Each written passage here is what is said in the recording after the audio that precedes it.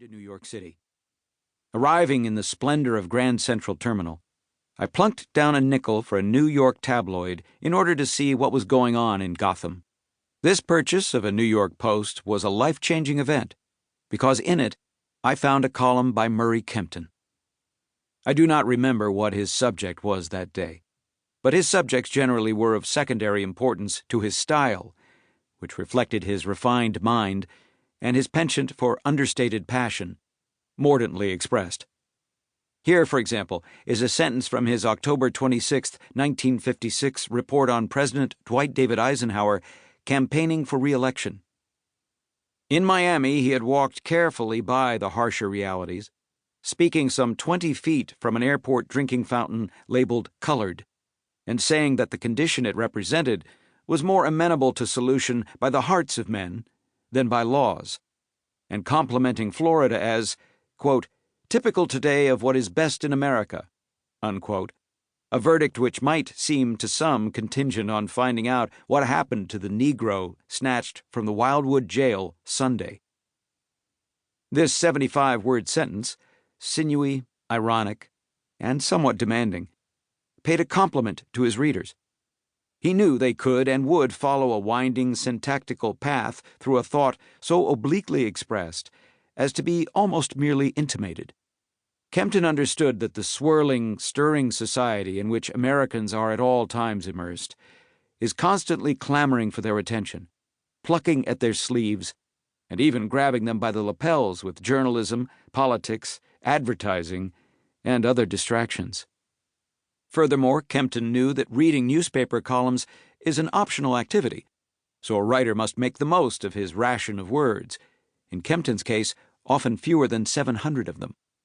Reading a columnist's commentary on political and cultural subjects is an acquired taste, and a minority taste.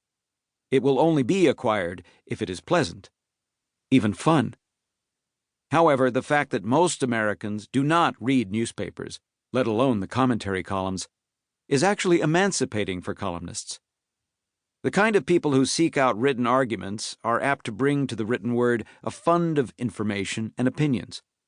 Having a self-selected audience of intellectually upscale readers allows the columnist to assume that his or her readers have a reservoir of knowledge about the world. So he can be brief. Most of the writings in this book are approximately 750 words long, without being superficial. Today, America has a much more clamorous media environment than Kempton knew. New technologies, cable television, the internet, social media, produce a blitzkrieg of words, written and spoken. The spoken words are often shouted by overheated individuals who evidently believe that the lungs are the seat of wisdom. Here, however, is the good news. Amid the cacophony, and because of it, there is an audience for something different, for what Kempton exemplified, and some of us aspire to, trenchant elegance. My path from the Grand Central Terminal epiphany to a life practicing the columnist's craft was circuitous. After college, I studied for 2 years at Oxford.